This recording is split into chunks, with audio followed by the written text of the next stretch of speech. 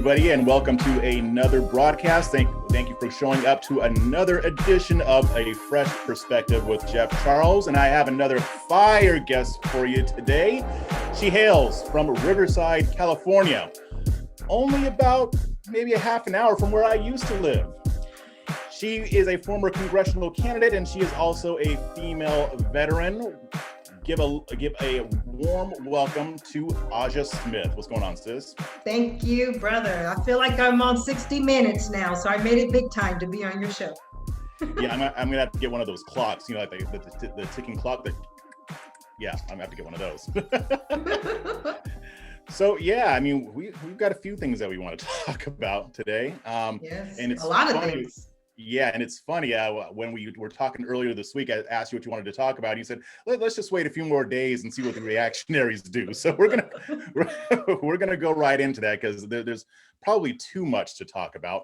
But first off the bat, before we get into the reactionaries, I mean, we gotta figure out what's going on with our brothers and sisters on the hard left. Like this whole birthing person thing. Like, did you see that, or have you been paying much attention to that? I wasn't on Twitter for like the last 2 days, and I get on there and I said, okay, let me hear her speech. I didn't even look at her title or what she tweeted. I said, okay, yeah, Black women, we need better health care. We need this, until she said birthing persons. And I'm like, really? Are we going back to chattel slavery? Are we going back to the 3/5? Are we non-human beings? Are we not Black women? So I tell this to people, and I tweeted it too. I blame my own party for this, because they always talk about, I don't see color, I don't see gender, but you see the product and the outcome coming from the far left, because they'll say now they're classifying Black women as birthing people. And it mind boggles me, because I'm looking at this saying, okay, that was insulting. And at the same time, as a Black woman, you're using this for this non-gender dogma, where we're going back to slavery times, where we were only used to birth and to work in the fields and to work in the house. We were not human beings. But you also have to look at how the right, for the last so many years, always say, well, we don't care about your gender, we don't care about your colors, about your character. But then they're reactionary to what was her name? Congressman Cori Bush said, well, we're birthing people. I blame both sides on this. Stop denying that we don't exist as Black people, and stop saying, well, your gender doesn't matter to me, but then you get mad at what she says. So which is it? And it reminds me of chattel slavery again. It's like both sides really play into this, and they just wait for a reaction instead of saying, no, Congresswoman Bush, they're Black women and they've achieved a lot in Black America, and you will address us as Black women, and we do have healthcare issues. Where even the right, if you start talking about Black women who have healthcare issues, if I even start talking about that within my own party, why does it have to be Black women issues? Yeah. So you see where I'm going with this. Why can't it just be women or just healthcare issues? But then you get mad at Cori Bush, who calls us Black women as some birthing machines, and that was insulting. So both sides really need to watch their words, because they have consequences. You have allowed the left to identify us because you deny us. And where we're going to have to be, as the conscious conservatives like you and I and Sonny and everybody else, have to say, we have to change this narrative. We have to start countering, say, no, you were wrong, Congresswoman. I am to look into and have solutions for Black women to have better health care, but I will not tell a Black woman, you're not a Black woman, you're just a birthing person. Right now, we have a war on Black men with masculinity, where they're degrading Black men. Now you're using us Black women to do the same thing. We're just going back to the products of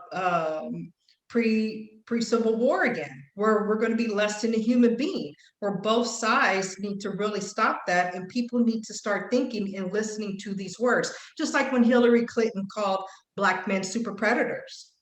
Is you have to start listening to these words on both sides of the party and say, no, you're not going to deny us. You're not going to deny who we are, and you're not going to deny our gender as well. So I do take offense to that, and I do blame the right as well for for her to even state that, because we gave them a pass. Well, yeah, I mean, we gave him a pass by not even engaging in the conversation. And to me, it's like when I heard what she was saying, I didn't listen to all of it because I already knew where she was going with it, because I agree with her. I do too. I mean, yeah, and here's the thing. I mean, I can't think of a whole lot more that I can't think of something that is more objectifying than to relegate a Black woman to a function or to Correct. a role or something that she's supposed to do.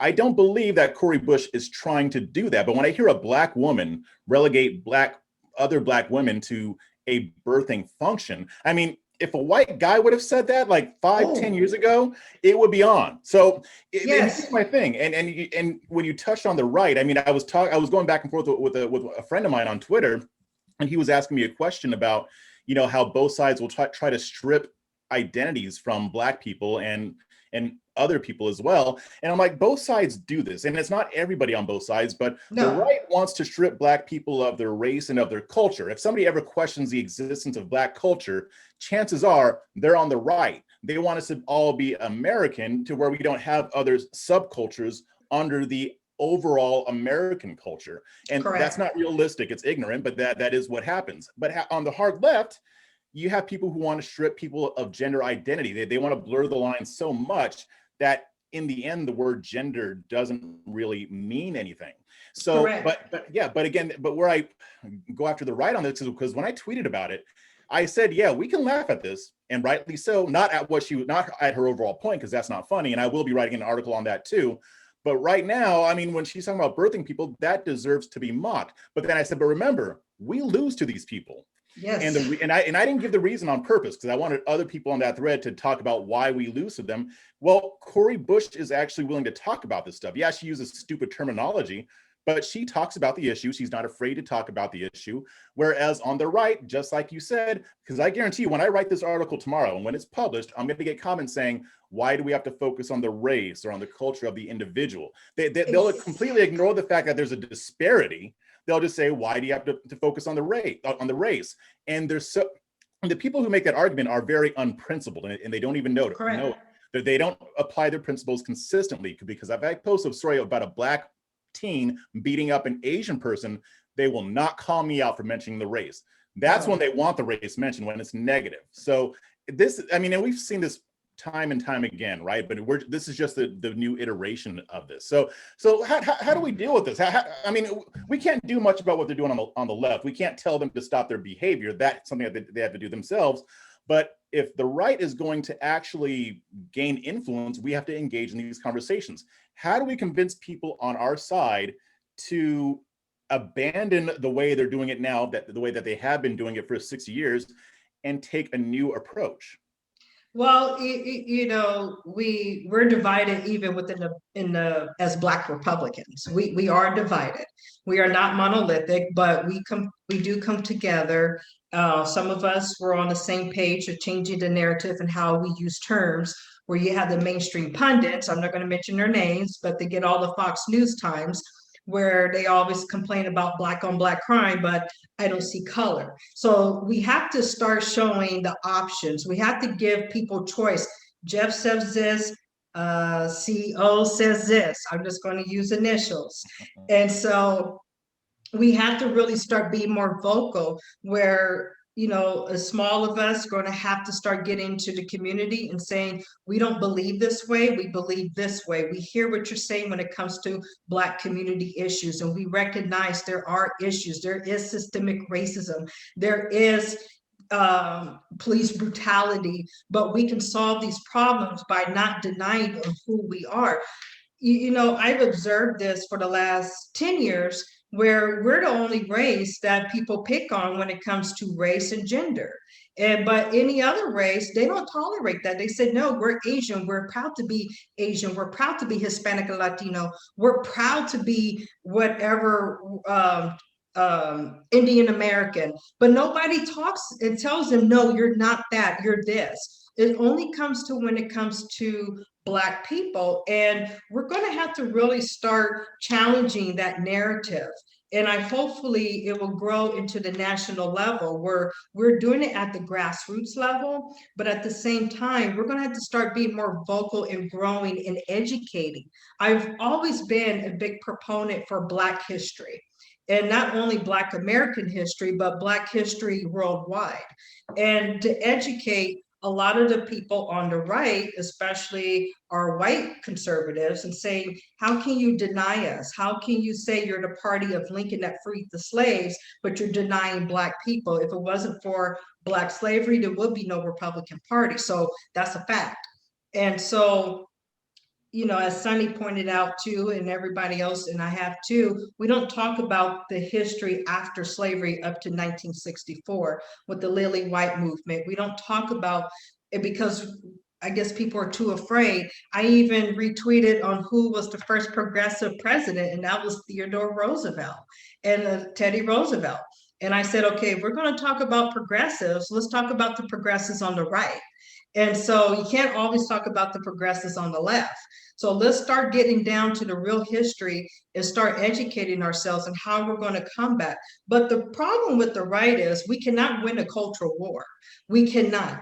I don't know what it will take. It will be a God-given miracle to do it, but it won't happen overnight. It may take another 20 or 30 years to do so, but we have to keep building and branding and pushing that we are no longer going to be subjective to these narratives that degrade our community. You're going to have to listen to the community. You're going to have to get into the community. A friend of mine, Joe Collins, who ran against Maxine Waters, did a great video recently, and I'll try to post it on Twitter too. It's on his Instagram, where he talked to how he helped reshape and brought to light about the issues going on in his district when it was filthy dirty and a lot of people were losing hope, but he gave them hope and they were starting to clean up their district and started to wave the American flag. He said, this is the first time I've seen this in my district.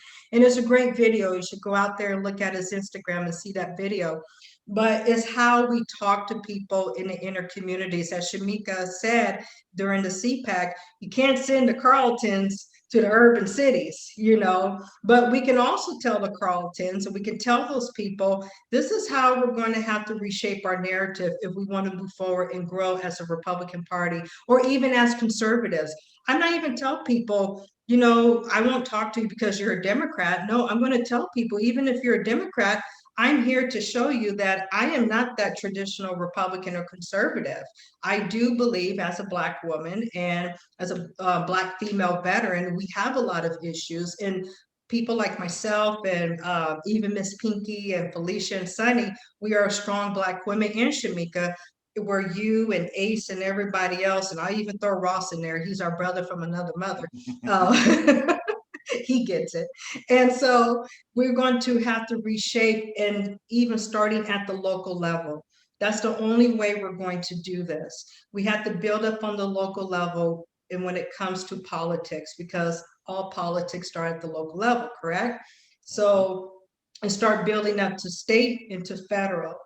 Going to straight to federal is a little bit difficult because of the political machines, but if we start good ground game and grassroots on the local level, say, hey, we're not the Candace Owens and Brandon Tatum's. There, I said their name.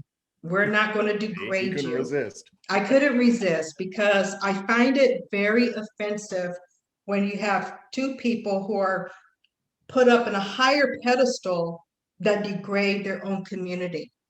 How can you do that? When it comes to positive in the Black community, you never hear about it. You only hear about the negative. And that's why I'm glad to see, I guess the young gentleman's name is King Randall, who started a school to help young Black men. Those are the things that we're going to have to push. Are there issues in our community? Yes. But mainstream media and the mainstream pundits constantly remind us, but we never talk about the positive. Regardless if they're Democrat or Republican. So by pushing that further and further, especially with social media, we're going to have to really start formulating a plan to make sure that people know that Black America, we are not the stereotype that mainstream media and the mainstream pundits are portraying us, because it's a bad reflection. Even when immigrants come over here, they think that, oh, all Black people are bad, we steal, we murder, we're drugs, we're pimps, we're everything else. No, we have a lot of positives and made a lot of positive contributions. We are not birthing people. We are not chattel slaves anymore. We're not even three-fifths anymore. We are human beings. We are individuals, just like you are. And the Republican Party is going to have to listen. I can't say that, watching former President Donald J. Trump for the last 4 years, he was trying to listen, but I think a lot of people were steering him away. That's just my observation and opinion. At the same time, he was trying to put out a platinum plan for the Black community, but to me, it was too late to put out that plan, where he should have did it the first 100 days. But that's hearsay. I mean, that's here and now. But we can still do that platinum plan, and also the education. And I hope the RNC starts paying attention that this negative is not helping to try to gain trust and respect and transparency with the Black community. Yeah. Well, and I like what you said, going back to what you're saying about showing people that there are other Black conservatives with other points of view. I think that differentiation is important because I've always contended I don't want Black conservating to be silenced. I'm not calling for their canceling. Right. If people choose not to listen to them, fine. If they choose to listen to them, fine. I just want other ideas out there. We need to compete on the battlefield of ideas. And mainly, I think it's because we're going to win. Our ideas are better. Their way has failed for 60 years. Yes. I think once people really realize that, and I do think more and more people are realizing that, then people will be more open to adopting a different point of view. But also when you're talking about, speaking to Black Democrats as well, at least to show them, hey, we're not all this way. I mean, it shouldn't be that I get Black Democrats who hit me up like, I've never heard a Black conservative talk like you. I shouldn't be getting comments on my YouTube channel saying, this is weird to hear this coming from a Black conservative. When I criticize something Candace Owens said, it shouldn't be that a left-wing publication has to write about how a Black conservative was willing to repudiate that, and it's weird. It shouldn't be weird at all. This should be normal. And I think it is normal, but it's not out there in the mainstream. Conservative, especially white conservatives, they're not used to seeing that. So I think for them over the past couple of years, I think it's been a little jarring, but they need to be jarred because they need to know why we keep losing. Now, after learning that, if they still choose the losing way, now I can say, okay, they made a choice. In this instance, they haven't really been given much of a choice because they've only heard one thing. So I think, and it is an uphill battle or an uphill climb because we're battling things that have been entrenched in the movement for decades. But I think if the time for it to stop, or if the time for it to change, whatever that time is, I think that time is now, actually. It is now. I think people are open to it, especially when I went to CPAC and I saw how different people were reacting to Maj Touré and the rest. And even, the stories that Julian Aseyard talked about when he was there. I think a lot of white conservatives are coming around because I do think that the majority of white people want to help. And I think the majority of them want to see more Black people on the right. They just don't understand why we haven't gotten there yet. And they don't understand how to get there. So, which is why they ask that question all the time. Well, this is going back to, I know you and I've been following each other, knowing each other for quite some time. This is when it goes back to education, especially when it comes to Black history. Yes, we know it is American history, but don't deny us calling it Black history. And so that's a battle that comes every year in February. Stop calling it Black history. Well, why not? Because that's the only way you're going to learn. And to have a different point of view and be open-minded, start reading books, start re-educating. I mean, I'm a big person who I admire Booker T. Washington. Mm-hmm. And I know some people say, well, I don't like Booker T, but I've read W. Du Bois. And so you have to read both of those men, and even Marcus Garvey. And you even have to start probably reading lectures and listening of Malcolm X. I mean, there's a lot of other Black influencers out there. You may disagree in a lot of things with Malcolm X, but Malcolm X had a lot of great points of view too when it comes to the Black community. Just because he called out white liberals doesn't mean he was a conservative. He didn't like conservatives either. So don't even say, well, Malcolm would have been a conservative. No, he wouldn't. He didn't like either party. And it even goes Or back he to wouldn't have been your kind of conservative, because he had some conservative ideas, but he probably wouldn't have been a Republican. Exactly. I mean, and that's what people really think, that just because you like conservative principles, it doesn't mean you're a Republican. Conservative Right. principles, to me, the reason why I'm more conservative and Republican is because of economics. When it comes to capitalism, when it comes to free market, when it comes to enterprise. I know some conservatives who actually lean both libertarian and conservative. They said, we like the conservative values when it comes to economics and it help out the Black community because we're all entrepreneurs, especially Black men. You're capitalists. Black women, we're capitalists. We want to own, we want to grow, we want to control. And some people say, I like libertarian values because the conservatives are too strict when it comes to how the government handles your life. There's too much government regulation, just like Wait, this so that's an vaccine. interesting point. Let me ask you this. Yes. Which ideology do you think would appeal more to Black people? More conservatism or more libertarianism? I think libertarianism. Libertarianism will appeal to us more, and we can learn from our libertarian brothers and sisters. I am not fully libertarian, but at the same time, I hear what they're saying. I don't agree some of their platform when it comes to drugs. I'm a person that doesn't believe to legalize everything. I see that. I've seen that in my family, and I've seen that. I was just in downtown LA a couple of days ago, and I see the effects of people on living on the streets and they're all drug addicts. To me, it's bad. It's very horrible. And next time I go down there, I'll take video and show people this is what's going on in California. But anyways, I think the Libertarian Party will appear more, and our Republicans need to start taking note on that. When it comes to free market and even liberal, okay, people think liberals, these crazy people. People forget Milton Friedman was a liberal. He was a classical liberal. We need to start studying those terms again. Ayn Rand, I studied Ayn Rand, and she talked about collectivism and different issues. And people say, how can you quote Ayn Rand? And she was an atheist. Okay, yes, I'm a Christian. I'm a follower of Jesus Christ, but Ayn Rand had a great idea. She wrote Atlas Shrugged, who gave us the foundation of how big government can control our lives, regardless if she was an atheist. I don't know, maybe the lady found Jesus before she died. I don't know that. So you have to start looking at the principles of these different people.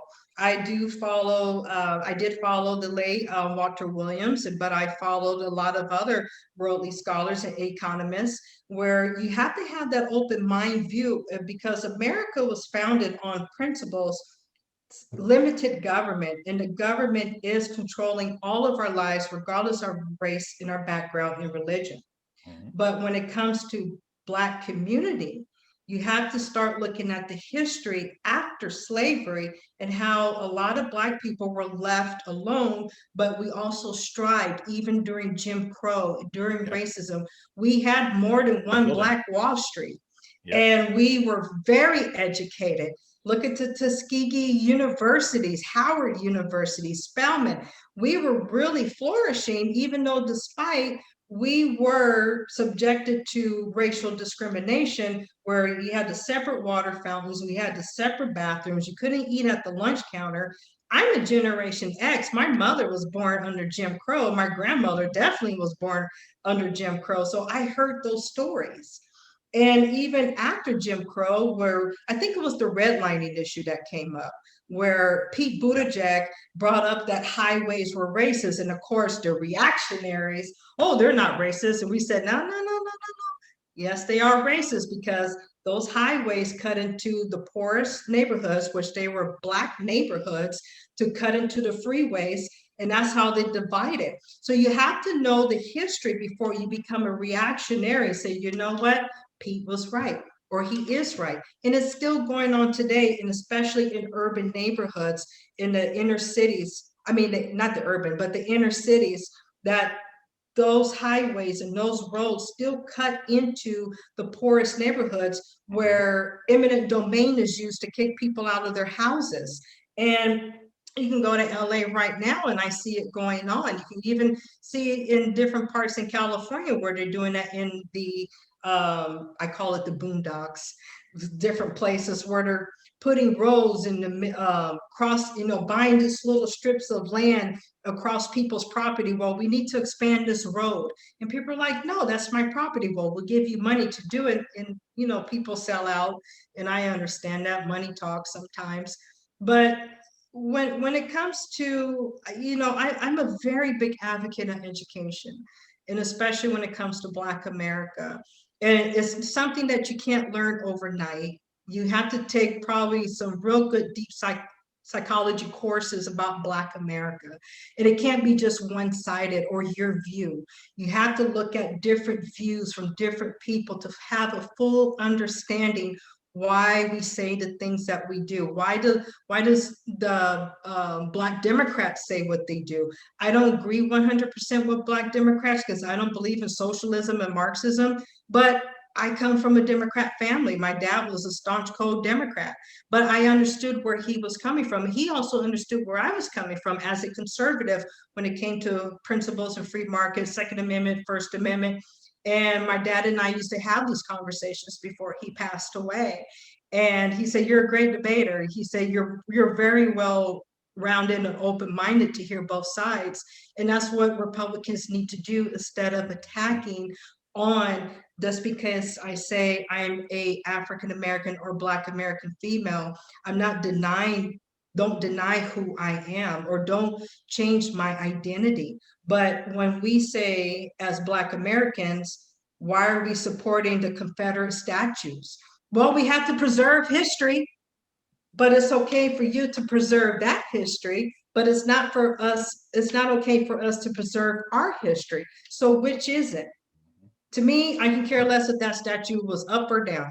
I live in California. I've seen them. So when we're talking about that, how many of these folks do you think realize that they're not being consistent, and how many do you think just don't know that what they're saying that their approach is inconsistent? All of them. They only want to preserve what they feel that they want to preserve. And you remember a couple of years ago. But do you think that they realize that they're not applying the same standard in other situations, or do you think that maybe just doesn't cross their mind that they don't understand that they're doing it? I don't think they understand that they're doing it, and some of them really don't care. A lot of them, you have to realize too, that's how they feel, because a lot of them were probably came from families and generations that they were part of the Lily White movement, that they didn't feel that Black people were okay, but they never been around Black people or the Black community. It just depends on where their mindset it is, and maybe there's some type of guilt.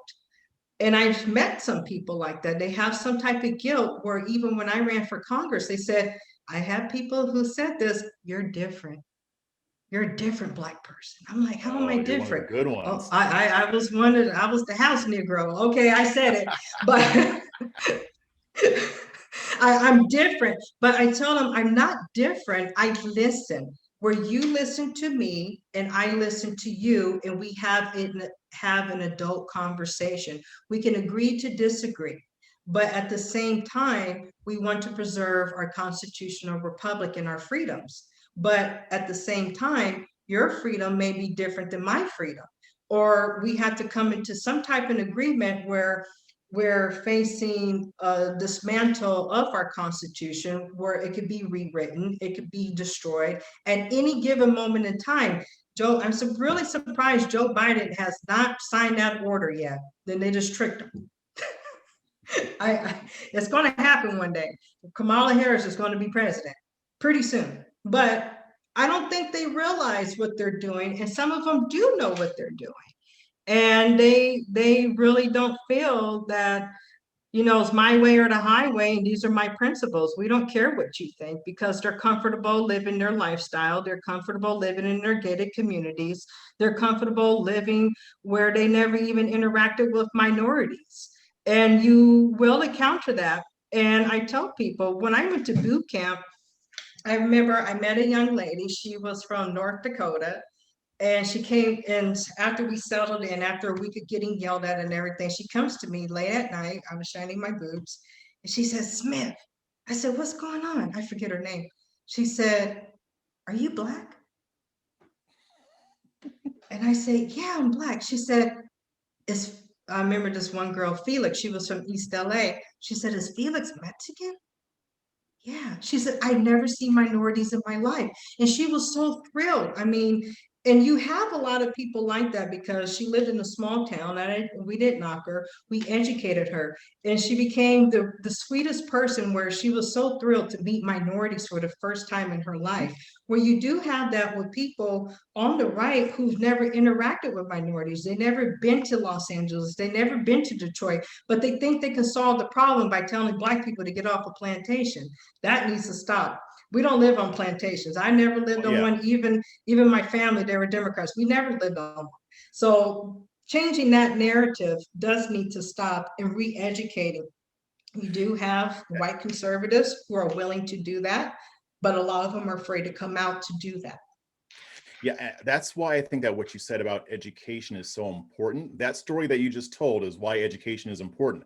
And I think that a lot of Black people in general don't realize that there are a lot of white people who didn't grow up around Black people and didn't really know a whole lot of Black people. Not that they had never seen a Black person or never said hi to a Black person, but I mean, studies have shown that minorities are far more likely to have more white friends than white people are to have minority friends, not Correct. because of racism, but because of geography. So Correct. if you grow up in South Dakota or North Dakota or Maine or Montana, you see a lot of Black people on TV. You may even have a neighbor who's Black, but you're not interacting with a lot of different types of Black people. Now, now a lot of white conservatives might not admit that, probably because they think it means that it'll be used against them, but it's true. It's true. I mean, you brought up Ross. He told me that that's how he grew up in rural, and he grew up only 45 minutes away from where I live now here in Austin. He lived in a rural area, and he had Black neighbors, but he assumed that they were more of the exception to the rule based on what he saw in the media. It wasn't until he got older, into his early 20s, and joined the military, that he was around a lot of different type of Black people.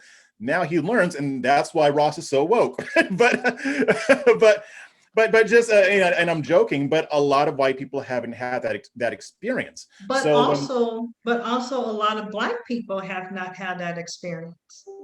Where some Black, there's areas where like, wow, we've never seen a white person, or we don't know any white people, and it goes both ways. And that's why the importance of traveling into education and getting out of your comfort zone to explore and to learn and to get to know other people. Yes, I was blessed. I grew up in a multicultural area. I mean, predominantly Black and then predominantly white. And then with the Hispanic and Latino, I live in California. So the Hispanic and Latino population here, some people think I am Puerto Rican or something else. And I said, no, I'm Black. They're like, oh, wow, you are, but you're so down to earth. You're cool. For you.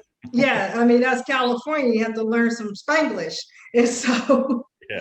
But and to see that, but a lot of people, both Black and white, even if you go to the South, they're still segregated each other. And I know, I get it, people want to stay in their own communities and they want to explore, but to travel and to even, I know everybody cannot join the military either, but I met people from Russia. I met people from different parts of Europe. I met people from different states, even, and we were all educating each other like, wow, that's really cool. Teach us some words. I've been deployed. I've been to the Middle East, and people were automatically thought I was Lebanese, because my hair is naturally curly, and I used to go downtown once a week, and I blended in, and they're like, oh, what part of you, where are you from? And I'm like, I'm an American. No, you're Arabic, or you're this. And you start to pick up different, and you start to learn that way, where both sides, Black and white, I always say, get out there and learn. Get out there and not be afraid and question, especially if you're in Washington, D.C. Go to the Black History Museum and start learning with an open mind, and start learning and travel. I mean, if you can't afford to go overseas, There's great places here in America where you can go to Detroit and say, hey, I want to go check out Detroit. I don't know why, but I just want to see what's going on. Look at Scott Pressler. I Mhm. mean, that dude is awesome. He's not afraid to go and clean up in an area where it's predominantly black and starts hugging and saying, I'm here, and with his cowboy boots on and his long hair, and start cleaning up the neighborhood. I have to give Scott a lot of credit for that. And that's what the GOP should have been doing 60 years ago. Staying in the Black community, making sure that we are well. Are you good when it comes to economics and starting your own business? We're sorry that happened to you or happened to the Black community with Black Wall Street and Wilmington and Rosewood, but we're going to rebuild your community, and we're going to make sure that you are economically stable. Because if you ever read Rediscovering Black Conservatism, I've been reading it very slowly, Mhm. and it talks about economic empowerment. And that's where a lot of or conservatives, regardless of what color, really need to start reaching out to the Black community and start talking about economic empowerment. Because I can tell you right now, we need to really start controlling our money. We need to start building. We need to start investing. We need to start buying land. We need to start making sure we're buying that real estate, because a lot of other people are coming here and doing the same thing. And they're saying, well, we can do it. Why can't you do it?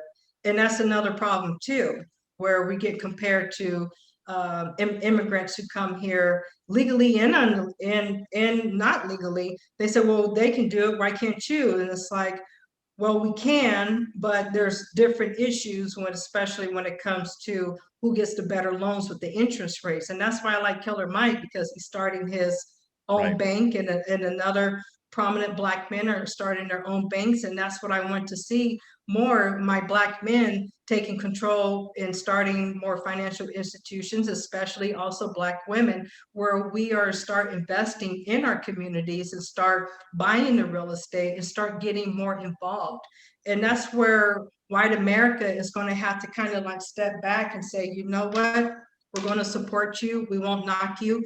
If you want to call it the first Black Bank of America, we're going to support that too. So when we want to say we're proud people, let us do it and embrace it with us and celebrate with us, because we have been here since 1619. I don't deny the 1619 project. I know there was a big debate on that with 1619 and 1776, but let's start having that discussion. And that's why we're in this issue with critical race theory. That's been around since the 1970s. And maybe it is time for us to start having that uncomfortable conversation.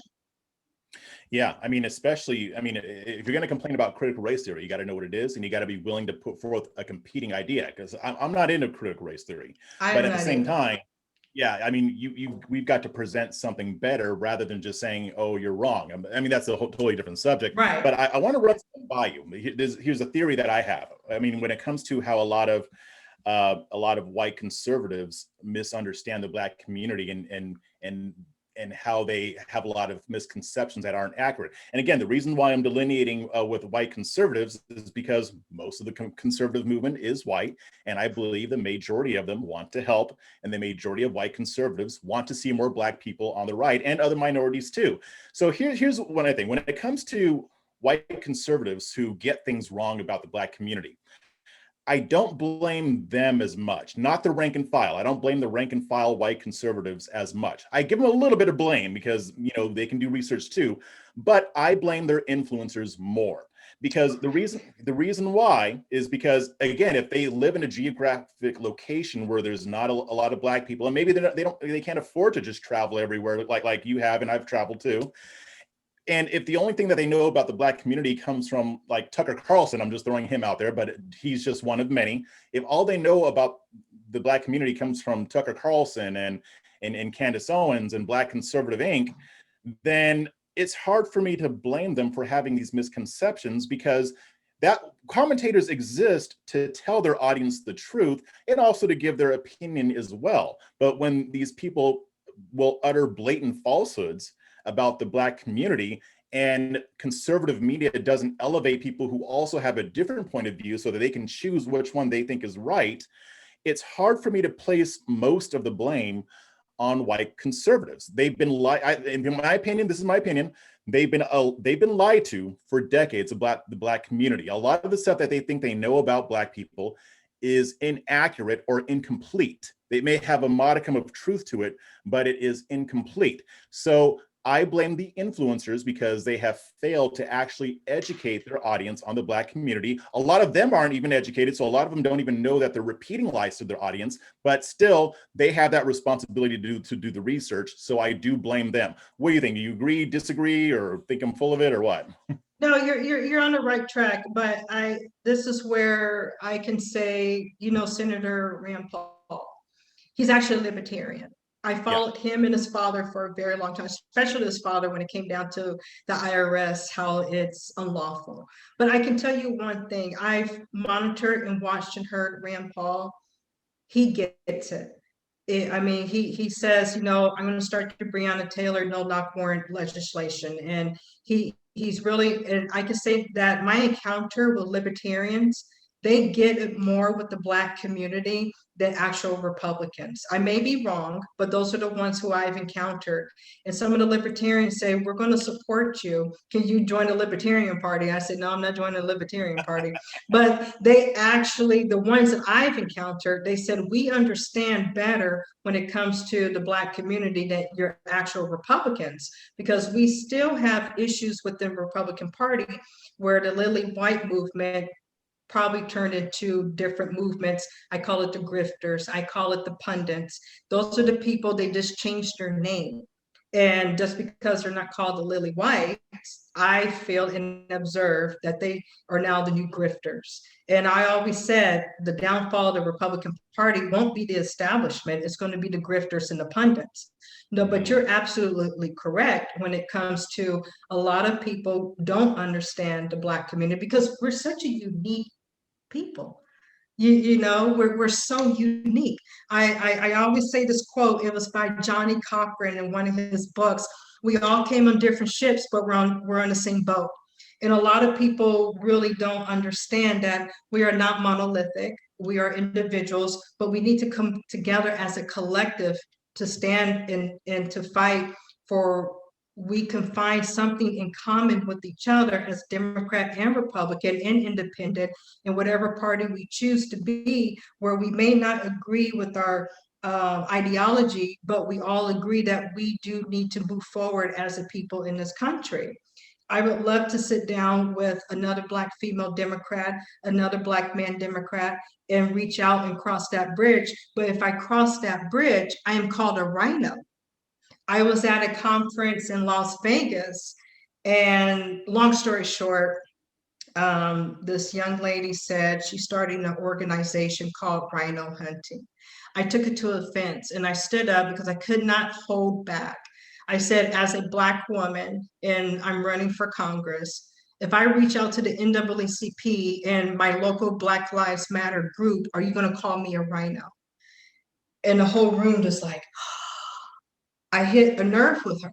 If I mean, I'm you're going running to for reach, Congress. So if you were elected, those Black Lives Matter people in NAACP would have been some of your constituents. So they think that you shouldn't talk to them? and that was my point with her. And then another Black conservative stood up. He says, I'm a pastor and I'm running for Congress. Are you going to call me a rhino too? And a couple other Black conservatives, because I set that tone. I said, so when you're saying you're rhino hunting, first of all, that name needs to stop. Just because you disagree with me, you don't even know the context of a rhino. Well, it also doesn't mean anything because a lot of Republicans aren't even conservative. So if you are a conservative, you might actually be a rhino because the Republican Party, in my opinion, is no longer the party of conservatism. They're just the ones that are least close to socialism. But what the issue that I had with her, just because I'm reaching out and building a bridge with the NAACP and other organizations, and even the local grassroots of Black Lives Matter, because there is a distinguisher to the higher one that did all of that. But they're no different than Blackset. We'll get into that maybe another topic. But yeah, I called it out. And I called her rhino. Oh, she was totally upset. She was like, I'm leaving. But it's true. just because I don't agree with you, or if you see me in a meeting with the local NAACP and other people who are Democrats, and I'm trying to say I am not that mainstream conservative. I am a Black woman. I come from a long history of Black prominence and great trailblazers in my family. I want us to do better. Doesn't mean that I'm a rhino. And a lot of, I see this happen more on the right, where if you're a Black conservative and if you want to really talk about how you feel, I have to give him another shout out, Dr. Pastor Scott. I love his tweets. They're probably calling him a rhino. They're probably calling us rhinos. And it's like, no, we're not. We just have a different thought process because we see things differently and we're individuals. I am not lockstep to even our circle on Twitter. We may have a disagreement, but we are on the same page in how to move forward as Black Republicans. And just as the Black community in America, doesn't have to be Republican or Democrat or whatever faction that you decide to be in. I don't care if you're Green Party. If I want to talk to somebody in the Green Party, I may not agree with everything they say, but they say, hey, we're willing to sit down and talk to you. And as an elected official, as a representative, that's what you have to do. You have to talk to all of your constituents. I don't care if you live in a red district and you only have about 10,000 Democrats or 5,000 Democrats, you're going to have to still talk to those Democrats in your district. And that's vice versa. Same thing in the Democratic Party. If you're in a heavy blue district and there's about 5 to 10,000 Republicans, you still need to talk to those Republicans because you're called a representative of the people. It's not the representative of only the Democrat or the Republican Party. You're a representative of the people. So somebody says, hey, can you bring more bike lanes? I may think about that. And I said, okay, let me try and see if I could bring more federal funding for bike lanes, but I will try. And I will listen to that constituent. If they say, hey, we want to bring a lunch program, it may sound socialist. I'd be saying, you know what? I think we should bring a lunch program because a lot of kids are very hungry. And I seen that growing up. I was very blessed where I wasn't hungry, but I had friends who were hungry. And the lunch programs do work. If I want to go talk to the new Black Panther Party, let me go talk to them because they started the lunch school program and see how we can expand and help the inner city kids. But the Republicans need to stop calling people rhinos. They need to stop calling people establishment. They need to stop listening to What about Mitt Romney, though? Can we call him a rhino? You know what? Let me tell you. Liz Cheney and Mitt Romney, you know, I'm done with the name calling on the rhino in an establishment. I'm more concerned with the people who are going on TV and saying, Black people, we need to stop resisting, or there's Black on Black crime. I'm more concerned of that narrative than hearing, okay, yeah, we all have our opinions of Mitt Romney, but he's been around for so long. I expect that from Mitt Romney. I expect that from Liz Cheney. I expect that from her dad. I expect that from the Bush family. I've seen it, heard it for the past 30 years. But like I said, I'm more concerned with the narrative that's going on now, because it's breaking our party. We're not the party of solutionaries and ideas. We're done being the party of Lincoln. That died when Lincoln died. So from the party of Lincoln a long time ago. Yeah, a long time ago. But I'm more concerned and have more issue with what I see going on with not the establishment, but with the grifters and the pundits. And because they are really tearing us down, not only as Black Americans, but as Americans and as a whole, where they're tearing down where how can you say, don't resist arrest, as we discussed on Twitter in Twitter class, but resist wearing a mask. And so we have to start applying these principles and going back to the principles and even start exploring how are we conservative if we cannot conserve? And that's where a lot of the people that came into the party, they don't even know what conservative principles are. They only came into the party because of Donald J. Trump, but they fell into understanding and to learn. I've been a Republican for over 20 years now. So I understand these principles. I understand, and I've seen it. I've seen it with the establishment Republicans, which I said the neocons and everybody else. But now that the grifters have come in and made money, that's the people who I have more concern with, and that's the people that we're going to have to fight. And I agree with what you're saying, and here's why. I mean, we can talk about the establishment, the Mitt Romneys and Liz Cheney's or whatever. I mean, I don't call them rhinos because I don't use that term. I don't either. But the thing is, I think that they're on their way out anyway. I think that the base has rejected the establishment. It just hasn't fully manifested yet. Liz Cheney, she's about to lose her position, and a lot of that is because she's establishment. I think she's going to get voted out in 2022. That's what it's looking like. And the base is moving away from that. But I was talking to somebody else about this. I had an exchange with my cousin the other day, and we were talking about this, and he was like, what's the deal with Liz Cheney? Why don't people like her? And I explained that a lot of these people are going to be replaced because they were ineffectual. Conservatives in general are just mad at the establishment because they didn't do their jobs when they had the chance for decades. And he came back and he said, yeah, but you're replacing them with nut jobs though. And I was like, well, I was going to say that. I couldn't argue with them because, and I'm not saying this for everybody, but I mean, you do have the grifters and the people who are conservatives for 5 minutes. They just became conservative 5 minutes ago, but they don't really understand what conservatism is. A lot of them still have a lot of the left-wing mindset, and they don't really engender a lot of critical thinking. And this isn't just people running for office. I'm talking about in the media too. Correct. And then you have people who are purely in it for clout and not to actually affect positive change. And I think that they are in the MAGA movement, but I don't necessarily blame MAGA period, like just the rank and file MAGA people. Mm-hmm. But that movement is just, I mean, when you're talking about relationship with the Black community and the conservative movement, they're just as dangerous as the establishment because they're just doing exactly what the establishment had been doing. And so it affects the relationship between or the ability of the GOP to reach out to minority voters, but it also affects them overall as far as credibility goes. I mean, if somebody's in the middle and they look and see, why is this person such a nut job? Why do they vote for people like this? Why do they elevate this? Then they'll look at the left and they'll see they're craziest too, because don't think that they don't have their grifters. They grift all day long. Off of police brutality, they grift off of that. They do the same. But they're better at it. They are better at it. I mean, in some cases. I mean, some cases crazy stuff. But I mean, but what I'm saying is that all the GOP has to do is just not be dumber than the left. We have to be, I mean, everybody's going to have their crazies, but we have to be less crazy and insane than the left is. Sometimes we do it, and then sometimes we don't. But the more we have, the more of the grifters out there getting all the shine, the less likely it is that we will be less stupid than the left.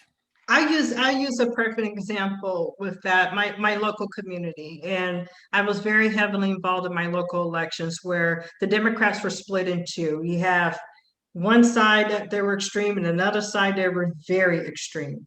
So it was to a point where, okay, we're going to recall this person, but we're going to put in a real extreme left person. I'd rather keep that person in office, because if that other person gets into office, we'll probably, I mean, they were pretty much socialists.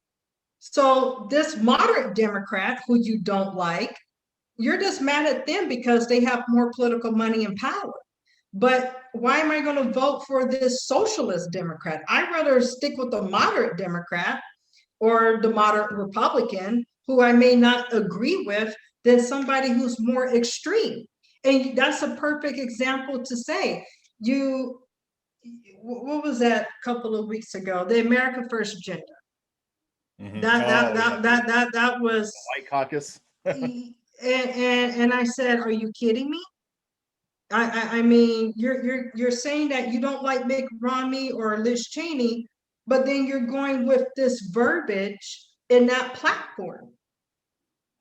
Mm-hmm. And it's pretty much a double-edged sword. It's like, who do you want to keep?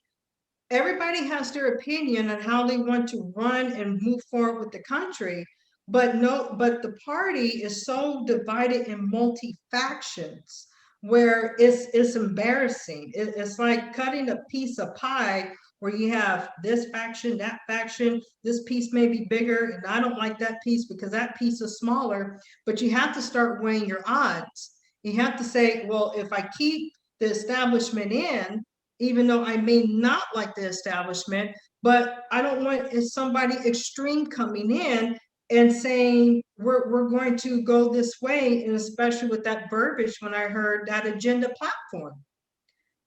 So it's to a point where we have to be more conscious of who we support and who we want to boot out. I'd rather have somebody, let's say, I know I'm going to hit a nerve on some people, McConnell. And a lot of people don't like McConnell, but who are you going to replace him with? Are you going to replace him with somebody more extreme? Or are you going to replace somebody or keep him in office? And that's where you have to start looking at it. But going back to the party with this platform, you have to, I see some of the people who got elected, and some of them I don't agree with, but I say, okay, I'm going to give them a chance and see how they're going to go. But everybody represents their district differently. Some people, especially minority Republicans, they may be in a predominantly Republican area, so they have a different idea mindset. I'm not in a predominant Republican area. I'm more of a Democrat area. So I have to reset my mind and look at, okay, this is the Democrats where they're saying they have an issue. And I have to say, okay, I agree with you. I don't agree with socialized medicine. I don't agree with Planned Parenthood. But how about we put more programs to help young women to not abort their babies? And I met Democrats who say, you know what, I like that idea. We have a program here called Riverside Life Services that give women an option to keep their baby, and not even after they have their baby, they help them in even the fathers. Let's bring more of those programs in, and let's get Planned Parenthood out of our neighborhood. Let's start talking about being environmentally friendly. I am not a Green New Deal person. I will never support Agenda 21 or any of that crazy mess. But yeah, we may need some bike lanes so people could be safe driving or riding their bike down the road. But does that mean that I am a rhino or an establishment or I'm catering to only Democrats? No, these are my constituents and what they want, especially when it comes to federal funding. I am very pro-military. I am very pro-national defense. Does that make me a neocon? And that's where Republicans are going to have to realize, when you elect people or people get elected and we are Republican, you have to look at the demographics of our district. It's not that we're establishment or neocon or rhinos or whatever. You have to realize we worked very hard to get elected in hard districts to be representatives and to go up to Congress and make a change. And that's the problem with the Republican people in the party, not the party on paper, but the people in the party who may say she is not a Republican because she caters to Democrats. Well, I live in a D+12 district. What do you expect? Right. So I have to do that. And they gained my trust, and they understand, yes, she was a Republican, but she understands our struggle, especially as middle working class people that commute, that are on a $56,000 median household income. And she's trying because the current representative isn't. So that's where Republicans need to really start realizing each of our districts has different needs. I'm not running in a hardcore Republican district. I could put on a MAGA hat. I could say, yeah, pro-Trump or whatever. I cannot do that here. I have to listen and be a people person and represent the people, regardless of their party, their background, their gender, their race, and their religion. If there's a small community of Muslims, I have to go out and reach out to that small community of Muslims, Jewish, Sikh, and everybody else. It doesn't mean that I am anti-Christian. And that's where the Republican Party really needs to start understanding. We are a nation that is cultural diverse. And so that's why I always say education, and start branching out and realize everybody has a different background, different walk of life, and we all live differently. Yep. Awesome. I think that was a mic drop moment. So I hope so. Yeah. But before we sign off, I'll let people know where they can find you. Oh, you can find me. You can go on Twitter, Aja Smith, AJA Smith 4 FOR Congress. You can Google me, Aja Smith. I pop right up. You see different articles for the past almost 4 years. And I'm on Facebook. If you want to reach out and learn more about me, you can email me. My campaign page is www.ajasmith4congress.com. You can see all the updates. We're going to be revamping and doing more video and getting more out there. Right now, we're raising more money. We're getting more people more excited for midterms. And that's another thing.